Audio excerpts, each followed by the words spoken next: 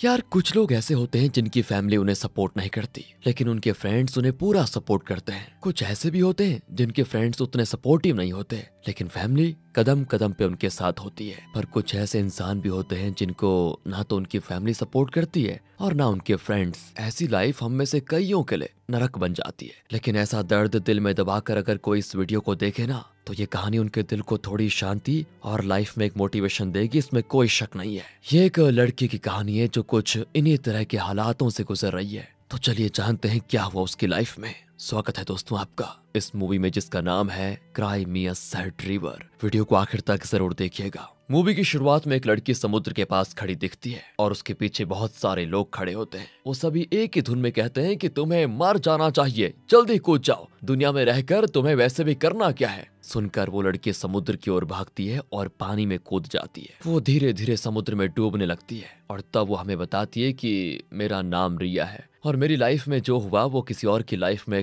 कभी होना ही नहीं चाहिए। दोस्तों, ये रिया कौन है और ऐसा क्या हुआ इसकी लाइफ में जो ये मरना चाहती है? ये जानने के लिए हमें जानना होगा रिया के पास्ट में क्या हुआ था। वो अपने घर में सो रही होती है। रिया के पिता नहीं है, उसकी माँ अपने घर में ही मसाज पार्लर चलाती है। इसी वजह से लोग उनके बारे में तरह तरह की बातें करते हैं, क्योंकि कई पार्लरों में वैसे काम भी होते हैं। इसीलिए रिया जागती है तो उसके प्राइवेट पार्ट में दर्द होने लगता है, जो कि कोई सीरियस बात हो सकती है वैसे। इसीलिए रिया अपनी माँ को बताती है कि माँ मुझे प्रॉब्लम हो रही है, लेकिन उसकी माँ फोन पे बिजी होती है। रिया कहती है कि माँ मुझे बहुत दर्द हो रहा है, पर देखे यार कैसी माँ है। कहती है तुम अपना रोज का नाटक बंद करो और स्कूल के लिए तैयार हो जाओ। माँ तो सुनना भी नहीं चाहती कि रिया को तकलीफ क्या है। वो बहुत ही गुस्से से पेश आती है और घर की चीजें उठाकर रिया पर फेंकने लगती है। ऐसा लगता है शायद उन्हें याद ही नहीं है कि रिया उनकी ही बेटी है। रिया बेचारी उनकी मार खाकर स्कूल के लिए निकल जाती है। रास्ते में एक लड़का खड़ा होता है जो कि रिया का पड़ोसी ही है। इसका नाम है किमिंग। वो रिया को अपनी बहन समझता है और उसकी बहुत केयर करता है, उसकी माँ से भी ज्यादा। वो भी कहता है कि अरे सुबह सुबह शुरू हो गई तुम्हारी माँ, क्या हो गया है तुम्हारी माँ को डेली,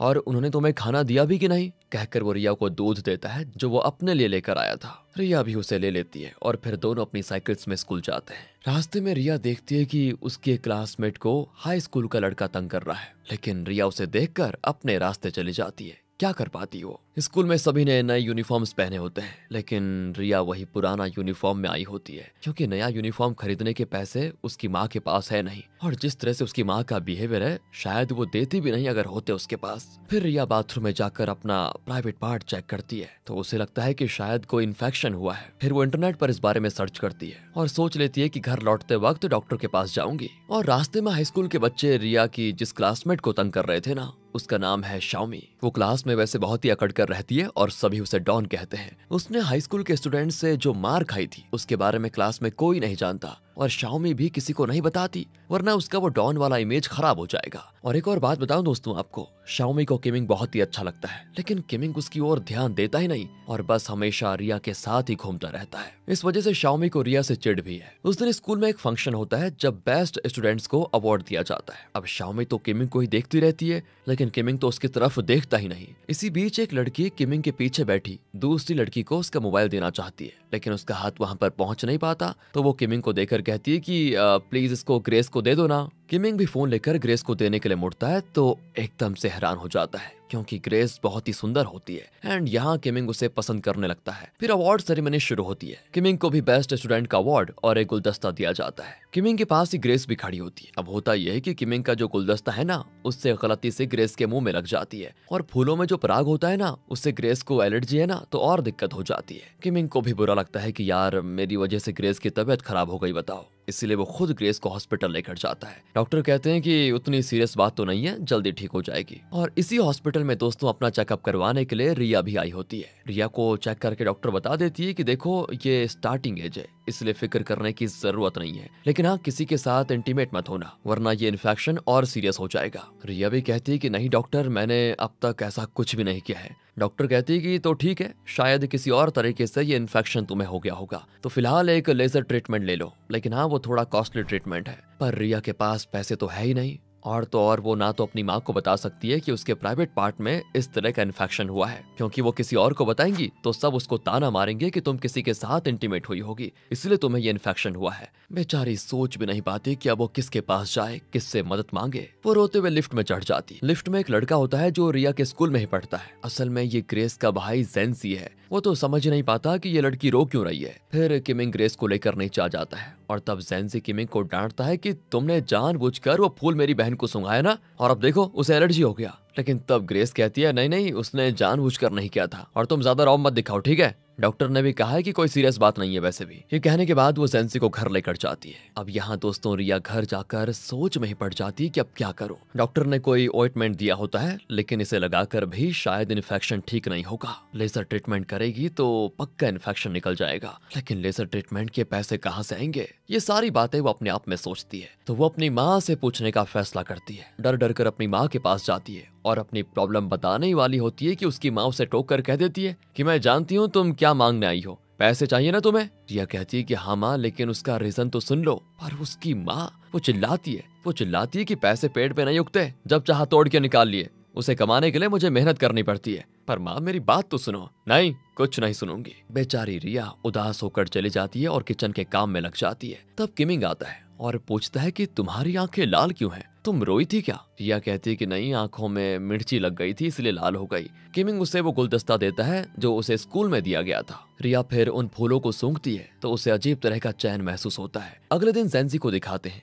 जिसकी क्लास रिया की क्लास के एकदम सामने है। वो अपनी उंगलियों का टेलीस्कोप बनाकर ऊपर उड़ते हुए प्लेन को देख रहा होता है और धीरे से रिया की क्लास की ओर अपना टेलीस्कोप घुमाता है। वो देखता है कि रिया अपनी क्लास की ओर भाग रही है क्योंकि वो लेट आई है। असल में दोस्तों एक चीज बताऊं आपको, ये जेंसी है ना, ये रिया को पसंद करता है, लेकिन कभी उसे बताया नहीं। पर इतने में उसके टीचर उसे पकड़ लेते हैं कि क्लास में ध्यान देने के बजाय ये क्या तमाशा बना रहे हो, तो आज तुम्हें पूरा का पूरा दिन खड़े रहना होगा, यही तुम्हारी पनिशमेंट है। और यहाँ रिया को डांट पड़ती है कि तुम लेट फिर आ गई, तुम्हें कितनी बार बोला है टाइम पर स्कूल आ जाओ। बेचारी ने यहाँ भी डांट खा ली। लंच ब्रेक में शाओमी किमिंग से कहती है कि आज एक कैरियोकी शो है तो तुम भी चलो ना मेरे साथ। पर किमिंग साफ मना कर देता है कि देखो मुझे होमवर्क करना है अपना, मैं नहीं आ सकता। लेकिन वो बहुत ही रिक्वेस्ट करती है तो किमिंग को हाँ करना पड़ता है। शाओमी फिर बड़ी खुश हो जाती है और अपने फ्रेंड्स को इशारा करती है कि बात बन गई। और अब शाम को किमिंग शाओमी के साथ कैरियोकी शो पे जाने के लिए निकल जाता है, लेकिन जाने से पहले रिया से भी मिलता है। रिया का उतरा हुआ चेहरा देखकर पूछता है कि ये तुम्हें क्या हो गया है? इतने में रिया का सर चकराता है और वो बेचारी गिर जाती है। किमिंग तुरंत उसे उठाकर हॉस्पिटल लेकर जाता है और जब रिया को होश आता है ना, तो वो घबरा जाती है कि कहीं डॉक्टर ने किमिंग को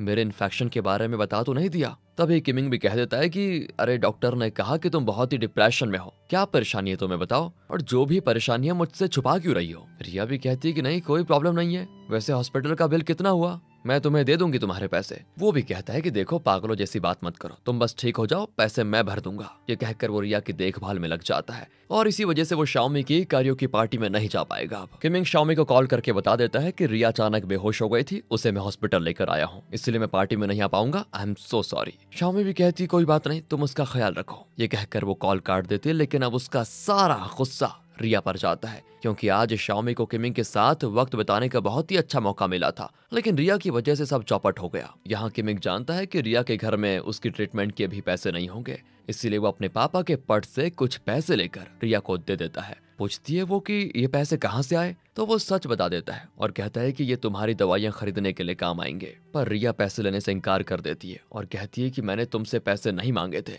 इन्हें वहीं रख दो जहाँ से तुमने ये उठाए हैं। ये कहकर वो चली जाती है। तब ग्रेस वहाँ पर आती है और किमिंग उसके साथ बात करने लगता है। जल्द ही दोनों की अच्छी दोस्ती भी हो जाती है। यहाँ अब रिया को कम से कम 5 बार वो लेजर ट्रीटमेंट करवाना पड़ेगा और हर बार उस ट्रीटमेंट के लिए 500 येन देने पड़ेंगे, और ये रिया के लिए बहुत ही बड़ी रकम है, वो अफोर्ड नहीं कर पाएगी। फिर भी वो उस लैब में जाकर बात करने का फैसला करती है जहां औरतों के प्राइवेट पार्ट के इन्फेक्शन का लेजर ट्रीटमेंट किया जाता है। वो अंदर जाती है तो वहां एक डॉक्टर बैठा होता है, लेकिन वो देखो यार शराब पी रहा होता है। देखकर रिया घबरा कर वहां से तुरंत भाग जाती है, लेकिन उसे इस ट्रीटमेंट सेंटर से भागते हुए शाओमी देख लेती है और वो उसकी फोटो भी क्लिक कर लेती है। वो समझ जाती है कि रिया के प्राइवेट पार्ट में पक्का कोई ना कोई दिक्कत है, या तो इन्फेक्शन होगा या कुछ और, जिसकी वजह से वो यहाँ पर ट्रीटमेंट के लिए आई हुई है। वो रिया से बदला लेने का फैसला करती है और स्कूल में सभी को बता देती है कि रिया के प्राइवेट पार्ट में इन्फेक्शन है। और एक बात जब कई लोगों के कानों से गुजरकर उनके मुंह से निकलती है तो जाहिर है कि राय का पहाड़ ही बनता है। एक हेल्थ प्रॉब्लम को कोई दूसरा ही रंग दे दिया होता है। इस तरह शाओमी की एक बात जब स्कूल में फैल जाती है ना, तो आखिर में स्टूडेंट्स ये कहने लगते हैं कि रिया के प्राइवेट पार्ट में इसीलिए इन्फेक्शन हुआ क्योंकि वो गलत काम करती है। उसकी माँ ठहरी मसाज करने वाली, और मसाज के नाम पर न जाने अपने घर में कस्टमर्स के साथ वो क्या क्या करती होगी। उसी की हवा रिया को भी लगी और वो भी अपनी माँ के साथ वही काम करती होगी, गलत काम। देखा दोस्तों, इस तरह की बातें फैला दी जाती है रिया के बारे में, और अब कोई रिया के पास तक जाना नहीं चाहता। हर कोई रिया की इंसल्ट करता है, उसका मजाक उड़ाता है। रिया बेचारी पहले इतनी दुखी थी और दुखी हो जाती है। शाओमी और उसके फ्रेंड्स तो रिया को पकड़कर बुली करने लगती हैं और यहाँ तक कि उसकी फोटोज भी खींचती है। लंच ब्रेक में सभी मिलकर खाती हैं, लेकिन रिया एकदम अकेली बैठी होती है। पर तब भी उसे चैन से खाने नहीं देते ये लोग, और अपना जूठा खाना उसकी प्लेट में डाल देते हैं। रिया अंदर से पूरी तरह टूट जाती है, उससे ये सब सहा नहीं जाता। और तो और दोस्तों, वो एक कागज पर रेड इंक से खून जैसा धब्बा बनाकर रिया की पीठ पर चिपका देती है, जिसको देखकर सभी हंसते हैं। रिया का पूरी तरह मजाक बन जाता है। रिया भी रोती हुई वहां से भागती है और ऊपर से उसके सर पे गंदा पानी डाल देते हैं वो। इस तरह उसे हर तरह से टॉर्चर करने लगते हैं। रिया अकेली ये सब बर्दाश्त कर रही होती है। रिया चाहती तो किमिंग को बता सकती थी, लेकिन वो किसी से कुछ नहीं कहती। ये लोग इतना कुछ कर रहे हैं, लेकिन रिया के चेहरे पे गुस्सा नहीं, दुख ही दुख दिखता है। एक बार तो वो रिया का बैग नदी में फेंक देते हैं। रिया उसे लेने जाती है तो पीछे से ज़ेंजी उसे पकड़ लेता है और चिल्लाता है कि ये सब क्या करने जा रही हो तुम, मैं तुम्हें हरगिज मरने नहीं दूंगा। कहकर वो रिया को पानी से निकाल लेता है और कहता है कि देखा, मैंने तुम्हें बचा लिया। और रिया उसको डांटती है कि मैं मरने नहीं जा रही थी, समझे, उन लोगों ने मेरा बैग पानी में डाल दिया था, उसी को लेने के लिए जा रही थी। ज़ेंजी कहता है कि अच्छा ये बात है, मुझे नहीं पता था, आई एम सॉरी, मेरे साथ कहीं घूमने चलोगी क्या? लेकिन वो कह देती है देखो, तुम मेरे पास मत आओ, इसी में तुम्हारी भलाई है। क्या तुम नहीं जानते कि स्कूल में मेरे बारे में क्या क्या बातें चल रही है? वो भी कहता है कि हाँ जानता हूँ, पर वो लोग ठहरे उल्लू के पट्टे, कुछ भी कहते रहेंगे, पर मैं तुम्हें जानता हूँ, तुम बहुत ही अच्छी लड़की हो। रिया कहती है पर मुझे सच में वो इन्फेक्शन है। अरे इन्फेक्शन है तो क्या हुआ? इन्फेक्शन से कोई बुरा इंसान बन जाता है क्या? पता है मैं तुम्हें कब से देखता हुआ आ रहा हूँ, तुम सच में बहुत ही अच्छी लड़की हो रिया, मुझे बहुत पसंद हो तुम। वो भी कह देती है बकवास बंद करो और जाओ यहाँ से। मैं बकवास नहीं कर रहा, सच कह रहा हूँ। देखो, दूसरों की बातें करके हम अपना टाइम वेस्ट क्यों करें, थोड़ी देर घूमते हैं। और ये काफी देर रिक्वेस्ट करने के बाद रिया भी मान जाती है और फिर दोनों यूं ही घूमने फिरने लगते हैं। एक मेज के अंदर खेलते हैं और फिर बॉल पॉन्ड में रिया कूद जाती है। तो ज़ेंजी कहता है कि मैं तुम्हें डूबने नहीं दूंगा रिया, अभी आया। कहकर वो रिया को बाहर निकालता है और कहता है कि ये देखो, मैंने फिर से तुम्हें बचा लिया, मैं तुम्हें कुछ नहीं होने दूंगा, हमेशा तुम्हारे साथ रहूंगा। इस तरह कुछ देर के लिए दोनों हंसी मजाक करते हुए बच्चों की तरह खेलते हैं। लेकिन रिया कहती है कि देखो, तुम मेरे पास मत आओ, वरना तुम्हें भी वो इन्फेक्शन हो सकता है। स्कूल में सभी मेरे बारे में बहुत ही गंदी गंदी बातें करते हैं, मुझे बड़ा दुख पहुंचाते हैं। ज़ेंजी कहता है कि अगर तुम चुप रहोगे तो वो लोग तुम्हें और सताएंगे। अगली बार ईंट का जवाब पत्थर से दे देना, फिर देखना कोई तुम्हें कुछ नहीं कहेगा। और तुम मुझे अपने पास आने से मना कर रही थी ना, तो इतना पास ठीक है। कहते कहते वो रिया के पास आ जाता है और उसके साथ चिपक कर बैठ जाता है। अब यहाँ क्लास में एक लड़की बबल गम खाकर उसे रिया के बालों में चिपका कर चली जाती है। ऐसी हरकतों का रिया कभी कोई जवाब नहीं देती थी, बल्कि दुखी होती थी। लेकिन ज़ेंजी ने उसे कहा था ना कि ईंट का जवाब पत्थर से दे दिया करो, तभी वो लोग चुप रहेंगे। तो रिया एक कैंची निकालती है और अपने बालों के साथ उस बबल गम को भी निकाल लेती है। और पता है, जिस लड़की ने उसे चिपकाया था उसी के बालों में उसे चिपका देती है। बाकी स्टूडेंट्स तो चौंक जाते हैं कि यो, इस चिंटी के भी पर निकल आए। अब स्कूल का एक लड़का रिया को चिढ़ाता है कि क्यों मिस इन्फेक्शन, और कहाँ का इन्फेक्शन है तुम्हें, जरा दिखाओ। और तब ज़ेंजी उस लड़के को धमकाने चाहता है कि आइंदा रिया को कुछ ऐसा कहा तो मुंह वहीं का वहीं तोड़ दूंगा, उसके बाद किसी लड़की को कुछ बोलने लायक नहीं रहोगे तुम। आगे दोस्तों, वॉलीबॉल प्रैक्टिस के दौरान लड़कियां जानबूझकर बॉल को जोर से रिया पर फेंकती है, पर रिया अब चुप नहीं रहने वाली थी। वो भी उन पर उतनी ही जोर से बॉल फेंकती है और वो समझ जाती हैं कि ये पहली वाली रिया नहीं रही। अब वो हर मार का तगड़ा जवाब देने लगती है। रिया कैंटीन में जाती है तो एक लड़का जो खाना ले रहा होता है, वो रिया से दूर जाने की कोशिश में एक लड़की से टकरा जाता है और उसका खाना उसकी शर्ट पर गिर जाता है। अब वो रिया पर चिल्लाता है कि तुम्हें अकल नहीं है क्या, तुम्हें तो इन्फेक्शन है ना, जरा हटकर नहीं चल सकती क्या, अब तुम खुद आकर मेरी शर्ट साफ करो। रिया चुपचाप चली जाती है वहां से, लेकिन थोड़ी देर में वो एक पाइप लेकर आती है और एकदम फोर्स के साथ उस लड़के पर पानी स्प्रे करती है। वो भी भागने लगता है तो रिया कहती है कि कहाँ भाग रहे हो, तुम्ही ने तो कहा था कि मेरी शर्ट साफ करो, वही तो कर रही हूँ। सभी अब एकदम से घबरा जाते हैं। इतने में किमिंग आ जाता है और रिया के हाथ से पाइप छीनकर कहता है कि ये क्या कर रही हो तुम। पर तब ज़ेंजी को दिखाते हैं जिसने पाइप को नल से कनेक्ट किया था। वो कहता है कि उसे क्यों डांट रहे हो, वो कुछ गलत तो नहीं कर रही। किमिंग भी समझ जाता है कि ये सब जैनजी का किया कराया है, तो वो जैनजी को डांटता है कि देखो वो बहुत ही अच्छी लड़की थी, किसी को ठेस नहीं पहुंचाती थी, तुमने न जाने क्या किया, क्या पट्टी पढ़ाई उसे कि वो ये सब करने पे उतर आई है। जैनजी कहता है कि वाह बेटा, सब मिलकर उसका दिल दुखा सकते हैं लेकिन बदले में वो कुछ कर नहीं सकती, यही चाहते हो ना तुम, बड़े आए उसके फ्रेंड बनते फिरते हो तुम, उसके साथ क्या हो रहा है तुम्हें कुछ पता भी है। ये कहकर वो किमिंग पर पानी डालता है और किमिंग गुस्से में जैनजी पर हमला कर देता है। मामला दोस्तों बड़ा संगीन सा हो जाता है और सारे स्टूडेंट्स एक मीटिंग में बैठते हैं जिसमें एक टीचर रिया को और इंसल्ट करने जैसी बातें करना शुरू करता है और रिया को परेशान देखकर बाकी स्टूडेंट्स बड़े मजे लेते हैं। शामी तो बड़ी खुश होती है। टीचर रिया को डांटने वाला होता है कि इतने में माइक दूर जाकर गिर जाता है। असल में जैनजी ने जानबूझकर अपना पैर माइक की वायर में फंसा दिया था और स्टैंड को खींच लिया था। टीचर उसे डांटता है तो वो कहता है कि सॉरी सर, मैं बाथरूम जा रहा था और तार मेरे पाँव में फंस गई, मुझे ठीक से दिखाई नहीं दे रहा था क्योंकि किमिंग ने मेरी आंखों पर वार किया था इसीलिए। कहकर वो टीचर के हाथ से माइक छीनकर खुद बोलने लग जाता है कि आपने स्टूडेंट्स के लिए जो ट्रिप अरेंज करने की बात करी थी उसके बारे में शायद आप भूल ही गए हो, उसके बारे में बात करते हैं ना। अब टीचर माइक वापस लेकर कुछ और टॉपिक पे बात करने लगते हैं। जैनजी का यही प्लान था कि सबके सामने किसी भी हालत में रिया को डांट ना पड़े, उसकी इंसल्ट ना हो, तो वो माइक स्टैंड के गैप से रिया को देखकर इशारा भी करता है कि तुम फिक्र मत करो, जब तक मैं हूँ कोई तुम्हें कुछ नहीं कह पाएगा। रिया भी स्माइल करती है कि मैं जानती हूँ। और अब जैनजी और किमिंग के बीच में जो लड़ाई हुई थी तो जैनजी को प्रिंसिपल ने बुला लिया था। जैनजी ने कहा था कि जो हुआ उसमें रिया की कोई गलती नहीं थी, सारी गलती मेरी थी। तब वहाँ पर उसकी बहन ग्रेस आती है और कहती है सुना है तुम किसी लड़की के साथ घूमने फिरने लगे हो। वो भी कहता है कि अच्छा याद दिलाया बहना, मुझे अपना फोन दो। कहकर वो ग्रेस के फोन पर रिया का नंबर सेव कर लेता है। रिया फिर उस लेजर ट्रीटमेंट लैब में जाती है जहां डॉक्टर बताता है कि लेजर ट्रीटमेंट का चार्ज कम नहीं किया जा सकता किसी भी हालत में, जब तुम्हारे पास पैसे आ जाएंगे तो तब आकर ट्रीटमेंट करवा लेना। रिया को कैसे भी करके पैसों का इंतजाम तो करना ही पड़ेगा। वो फिर अपनी माँ से पूछने जाती है तो उस वक्त वो एक आदमी का मसाज कर रही होती है। रिया को देखते वो चिल्लाने लगती है कि मैंने कितनी बार कहा है कि काम के वक्त मुझे परेशान मत किया करो, आखिर तुम्हें चाहिए क्या। रिया फिर कहती है कि माँ मुझे थोड़े पैसे चाहिए। वो डांटती है कि जब देखो पैसे पैसे, अरे पैसे का तुम करोगी क्या, लो पैसे इतने ही है मेरे पास। कहकर वो थोड़े पैसे रिया के मुंह पे दे मारती है। रिया उसे उठाकर वहां से भाग जाती है। असल में रिया थोड़ा थोड़ा करके लेजर ट्रीटमेंट के लिए पैसे जोड़ने वाली है। तो अगले दिन सभी स्टूडेंट्स को एक ट्रिप पर ले जाया जा रहा होता है। रिया अपनी क्लास के स्टूडेंट्स के साथ एक बस में बैठी होती है। अचानक उसे बाथरूम जाना होता है तो वो अपना बैग रखकर नीचे उतरती है। तब वहाँ शाओमी आती है और रिया का बैग देखकर समझ जाती है कि रिया नीचे उतरी होगी। रिया को परेशान करने का वो ये मौका भी नहीं छोड़ती और ड्राइवर से कहती है कि हाँ सब आ चुके हैं, चलो चलते हैं। रिया बाथरूम से निकलती है तो बेचारी की बस जा चुकी होती है। वो चिल्लाती भी है कि बस रोको पर कोई फायदा नहीं होता। जैनसी कहता है कि तुम्हारी क्लास की बस गई तो क्या हुआ, मेरी क्लास वाली बस में आ जाओ। कहकर वो रिया को अपनी बस में लेकर आ जाता है।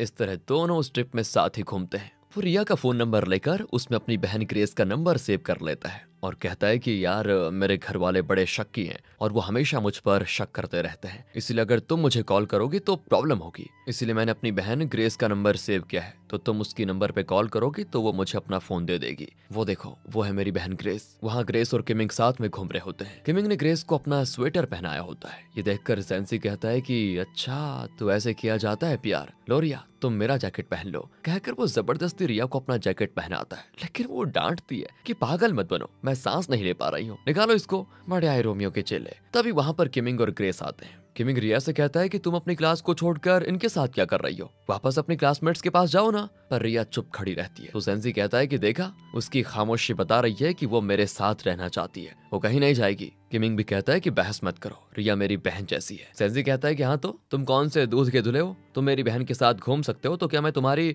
मुंह बोली बहन के साथ घूम भी नहीं सकता, जवाब दो। किमिंग के पास इसका कोई जवाब नहीं होता। इस तरह ट्रिप खत्म करके रिया वापस अपनी बस में आती है और अपना बैग खोलती है तो पता चलता है कि उसने ट्रीटमेंट के लिए जो पैसे जोड़ कर रखे हुए थे वो सब गायब है। रिया जानती है कि जरूर शाओमी ने लिए होंगे और वो शाओमी से पूछती है तो वो तो बहुत ही कैजुअली कहती है हाँ मैंने लिए थे, और सुनो दोस्तों आज रिया की तरफ से हम सब के लिए ये ट्रीट मिला है। कहकर वो सभी को केक देती है। बताओ यार रिया के पैसों से उसने केक खरीदा होता है। रिया पूछती है क्या सारे पैसे तुम लोगों ने खर्च कर दिए हैं? एक लड़की कहती है कि सारे नहीं, ये लो बाकी चिल्लर। कहकर वो कुछ सिक्के रिया को पकड़ा देती। रिया तो आज इतने गुस्से में होती है कि शाओमी को पकड़ कर पीट देती है और डॉक्टर ने रिया को जो ऑइंटमेंट दिया था उसे शाओमी के मुंह पे पिचका देती है। किमिंग रिया को रोकता भी है और खुशकिस्मती से शाओमी को कुछ नहीं हुआ होता। वैसे सभी वापस घर आ जाते हैं। किमिंग अब रिया को डांटता है कि तुम कितनी शांत लड़की थी, अब तुम्हें ये हो क्या गया है? तुम्हें प्रॉब्लम क्या है? मेरी प्रॉब्लम? हर चीज मेरे लिए प्रॉब्लम है। ना घर में चैन है, ना स्कूल में। तुम्हारी बात अलग है किमिंग, क्योंकि तुम्हें एक अच्छा परिवार मिला है जो तुम्हारी केयर करता है, और स्कूल में तुम्हारे बहुत सारे फ्रेंड्स हैं। पर मैं तो घर में भी ऐसी रहती हूँ जैसे नरक में हूँ। मेरी माँ तो मेरी बात तक सुनना नहीं चाहती, और स्कूल में उनसे भी कई ज्यादा टॉर्चर करते हैं मुझे सभी लोग। कोई मेरे पास नहीं आना चाहता। मेरा भी मन करता है कि मुझे तुम सब की तरह एक नॉर्मल और अच्छी लाइफ मिले। कोई मुझे समझना ही नहीं चाहता। मुझे पता नहीं क्यों इतना दुख देते हैं सभी लोग। क्या इसीलिए कि मेरी माँ ऐसा काम करती है, या फिर इसलिए मैंने उनकी कोख से जन्म लिया है? बताओ मेरी क्या गलती है इसमें? मुझ पर गंदी लड़की का लेवल चिपकाकर सभी को मेरा बस मजाक उड़ाना होता है। मेरे दिल पे क्या बीत रही है, कोई इसके बारे में क्यों नहीं सोचता? मैंने सुना है कि सब मौत से डरते हैं, मौत उन्हें नरक लगता है, पर मुझे तो जिंदगी नरक लग रही है। ऐसी जिंदगी जीने से तो अच्छा है कि एक ही पल में मर जाऊं, फिर ना मुझे ये दुख सहना पड़ेगा और ना ही सबके ताने सुनने पड़ेंगे। तुम तो खुद मुझे समझ नहीं पाए, तो आइंदा से मुझसे कभी बात मत करना। ये कहकर वो किमिंग को धक्का देकर चली जाती है। कुछ दिन यूं ही बीतते हैं। रिया की माँ एक आदमी का मसाज कर रही होती है। मसाज के बाद कस्टमर इनके घर में ही नहाते हैं। वो आदमी नहा रहा होता है और वहां से एक टॉवल निकालता है, तो रिया की माँ वो टॉवल ले लेती है और उसके बदले में दूसरा टॉवल देती है। रिया थोड़ा थोड़ा करके ट्रीटमेंट के पैसे जमा कर रही होती है। फिर आगे रिया की माँ को स्कूल से पता चलता है कि रिया को इस तरह का इन्फेक्शन है। वो रिया से पूछने आती है, तो रिया के पास इतने पैसे देखकर भड़क जाती है। वो पूछती है कि तुम्हारे पास इतने पैसे कहाँ से आए हैं, बताओ। और तुम्हारे स्कूल में मुझे बताया गया था कि तुम्हें कोई इन्फेक्शन हुआ है। सच बताओ, कहाँ जाकर कौन सा गंदा काम करके आई हो तुम? और कहीं वही गंदा काम करके तुमने ये सारे पैसे तो नहीं कमाए? और क्या उसी वजह से तुम्हें ऐसा इन्फेक्शन हुआ है? जल्दी बताओ। इस तरह वो बहुत ही बुरे बुरे शब्द बोलती है और रिया को मारती भी है ऊपर से। रिया कहती है, माँ मैंने कोई गलती नहीं की है। डॉक्टर ने खुद कहा कि ये महज एक इन्फेक्शन है, किसी को भी हो सकता है। मैंने कोई गलत नहीं किया। पता नहीं मुझे इन्फेक्शन कैसे हो गया। मैं तो हमेशा खुद को साफ रखती हूँ, टॉवल भी सिर्फ अपना ही यूज करती हूँ, तुम्हारे टॉवल तक को तो हाथ नहीं लगाती। और यहाँ पर रिया की माँ को अचानक स्ट्राइक होता है कि उसके कस्टमर्स मसाज करने के बाद यहाँ पर नहाते हैं और बाथरूम के पास रखा हुआ टॉवल यूज करते हैं। आज भी एक कस्टमर ने वहां पर रखा हुआ टॉवल उठाया था जो कि रिया का था, इसीलिए माँ ने उसे वो टॉवल यूज करने नहीं दिया और दूसरा टॉवल दे दिया था। अब आज तो माँ ने देख लिया, इसलिए दूसरा टॉवल दिया, लेकिन आज तक जो कस्टमर्स आते रहे उन लोगों ने जरूर रिया का टॉवल यूज किया होगा जो कि बाथरूम के पास ही रखा होता है। मतलब पक्का उन्हीं में से किसी की बीमारी का इन्फेक्शन रिया को हुआ है। वो समझ जाती है कि मेरी बेटी को ये इन्फेक्शन हुआ है तो उसकी जिम्मेदार मैं खुद हूँ। कितनी गैर जिम्मेदार हूँ मैं। अब इसकी अकल ठिकाने आती है दोस्तों। आगे वो सोचती है कि मेरी गलती की सजा बेचारी रिया भुगत रही है, सबके ताने सुन रही है। ये सारी बातें रियलाइज करने के बाद वो बहुत दुखी होती है और धीरे से रिया के पास जाती है। रिया तो डर रही होती है कि कहीं माँ मुझे फिर न मार ले, लेकिन माँ इस बार उसके हाथ पकड़ कर कहती है कि फिक्र मत करो, हम अभी हॉस्पिटल चलेंगे। वो तुरंत रिया को हॉस्पिटल लेकर जाती है, उसका लेजर ट्रीटमेंट करवाती है। 4 या 5 सेशन के बाद रिया का इन्फेक्शन पूरी तरह निकल जाता है। पर दोस्तों स्कूल में अभी भी उसके पास कोई नहीं आता, लेकिन अब रिया को उसकी चिंता नहीं है। वो चाहे कुछ भी कर ले, लेकिन रिया के अंदर एक नई ताकत आ गई है। एक दिन वो साइकिल पर घर आ रही होती है तो हाई स्कूल के स्टूडेंट्स शाओमी को बुली करके चले जाते हैं। रिया भी ये सब देख लेती है तो शाओमी उसे कहती है कि प्लीज ये बात किसी को मत बताना, वरना सारे स्टूडेंट्स जो मुझे बहुत ही स्ट्रॉन्ग समझते हैं वो मेरा मजाक उड़ाएंगे। मैं तुम्हें बहुत सारे पैसे दूंगी, प्लीज किसी को मत बताना। रिया कहती है कि अच्छा, तो तुम मुझसे बात भी कर सकती हो क्या? आज मुझसे भीख मांग रही हो? बहुत बढ़िया, बहुत बढ़िया, और मांगो भीख, लेकिन मैं ये बात स्कूल में सबको बता कर रहूंगी, देखना तुम। लेकिन शाओमी धमकाती है कि अगर तुमने किसी को बताया तो मैं तुम्हें मार डालूंगी। फिर रिया तो ये कहकर चले जाती है कि तुमसे जो बन पड़े कर लेना। दोस्तों रिया की लाइफ में फिलहाल सिर्फ एक खुशी का जरिया है और वो है जेंसी। उसी के साथ वो अपना ज्यादातर वक्त बिताती है। जेंसी कहता है, मैं तुम्हें एक बात बताना चाहता हूँ, मेरे दिल में एक बहुत बड़ा छेद है और मैं ज्यादा दिन तक जिंदा नहीं रह पाऊंगा। रिया चौंक कर कहती है कि मजाक मत करो, क्या हुआ है तुम्हें? कहता है, मजाक नहीं कर रहा, सच्ची बात है, अगर विश्वास नहीं होता तो मेरा हार्ट बीट सुन के देख लो। कहकर वो रिया का सर अपने सीने में दबाता है और गाना गाने लगता है, हैप्पी बर्थडे टू मी। गधे कहीं क्या, आज तुम्हारा बर्थडे है क्या? तुमने मुझे बताया क्यों नहीं? अरे मैं खुद बताऊंगा क्या तुम्हें? अगर तुम्हें मेरी फिक्र होती तो तुम खुद पता लगाती। खैर वैसे ज्यादा गिल्टी फील करने की जरूरत नहीं है, चलो कहीं घूमने चलते हैं। कहकर वो रिया को लेकर जाता है। यहाँ शाओमी को तो हर पल डर खाए जाता है कि कहीं रिया स्कूल में सभी को ये बता ना दे कि मैंने हाई स्कूल स्टूडेंट्स की मार खाई। इसीलिए वो रिया का मुंह बंद करने के लिए एक खतरनाक मास्टर प्लान बनाती है। वो ग्रेस को एक मैसेज भेजती है, लेकिन ऐसी फेक सेटिंग करती है जैसे कि वो रिया के नंबर से भेजा गया हो। और क्योंकि ग्रेस किमिंग से प्यार करती है तो उस मैसेज में शाओमी ने ये कहा होता है कि किमिंग तुमसे मिलना चाहता है। ये कहकर वो एक लोकेशन भेजती है। ग्रेस भी सोचती है कि ये तो रिया ने भेजा है, इसलिए उसको जरा भी शक नहीं होता और वो किमिंग से मिलने के लिए उस लोकेशन पे जाती है। लेकिन वहां पर कुछ आदमी उसे अब्यूज करने की कोशिश करते हैं। शाओमी का ये प्लान है दोस्तों कि अब ग्रेस को ये लगेगा कि रिया ने उसे इस तरह से फंसाया है और रिया पर ही सारा इल्जाम लगेगा। उन गुंडों से बचने के लिए ग्रेस एक बिल्डिंग के ऊपर चढ़ जाती है और बेचारी वहां से कूदकर अपनी जान दे देती है। सबको विश्वास हो जाता है कि वाकई में रिया ने ही ये सब कुछ किया। यहाँ तक कि किमिंग और ज़ेंजी भी यही सोचने लगते हैं कि रिया ने ये सब कुछ किया, जिसकी वजह से मतलब ग्रेस की जान चली गई है। दोनों ही रिया को ताने मारते हैं कि हमें नहीं पता था कि तुम इस कदर जानवर बन चुकी हो, आइंदा हमसे बात ही मत करना तुम, कहकर वो चले जाते हैं। रिया फिर से टूट जाती है और कहती है कि मैंने कुछ नहीं किया, मेरा विश्वास करो, मुझे पता ही नहीं कि मेरे फोन से वो मैसेज कैसे गया। रिया की लाइफ में सिर्फ दो लोग थे जो उसे समझते थे, एक किमिंग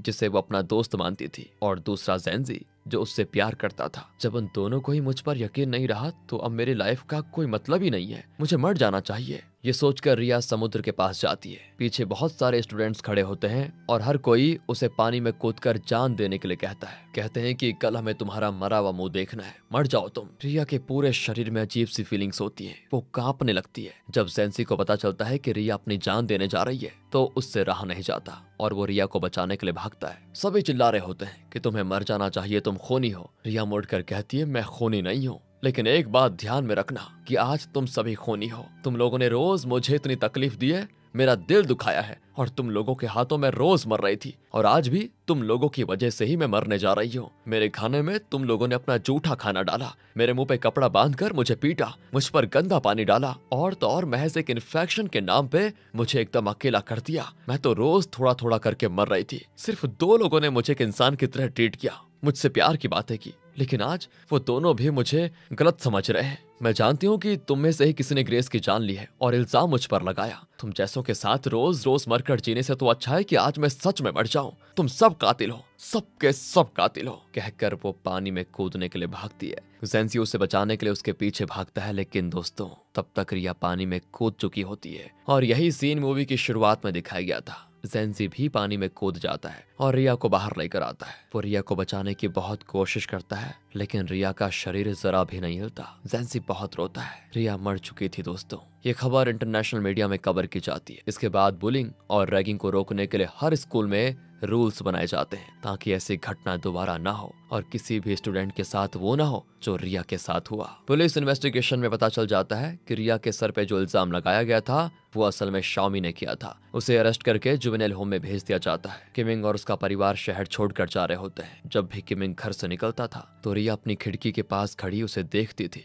लेकिन अब वो खिड़की किमिंग को एकदम से सूनी लगती है। वो रिया की याद में वहाँ एक फूल रखकर शहर छोड़कर चला जाता है। किमिंग को लगता है कि रिया की मौत का मैं भी जिम्मेदार हूँ, क्योंकि कम से कम मैं तो रिया पर विश्वास कर ही सकता था। अगर करता तो शायद वो मरती नहीं। ज़ेंसी को भी वही गिल्ट फीलिंग होती है और अब वो इस स्कूल में पढ़ना ही नहीं चाहता। वो टीसी लेकर किसी और स्कूल में ज्वाइन करने वाला होता है। रिया की माँ को भी रियलाइज होता है कि रिया के साथ जो हुआ उसका सबसे अहम कारण तो मैं हूँ। अब मैं ये काम ही नहीं करूंगी जिसकी वजह से मेरी बच्ची को लोगों के ताने सुनने पड़े। ये सोचकर वो अपना मसाज टेबल बेच देती है और रिया की आत्मा उस जगह पर बैठी होती है जहाँ सबसे पहले वो ज़ेंसी से मिली थी, जब उसका बैग पानी में पड़ा था और उसे उठाने गई थी वो। तब ज़ेंसी ने सोचा था कि वो मरने जा रही है और उसने उसे पकड़कर पानी से निकाला था। रिया की लाइफ में बहुत दर्दनाक बातें हुई थी, लेकिन साथ ही छोटी छोटी खुशियां भी आई थी, जिन्हें सोचते हुए उसकी आत्मा वहीं पर अकेली बैठी होती है। और इसी के साथ दोस्तों ये मूवी यहाँ पर खत्म होती है। हमें पता है कि आप अब ये जरूर पूछेंगे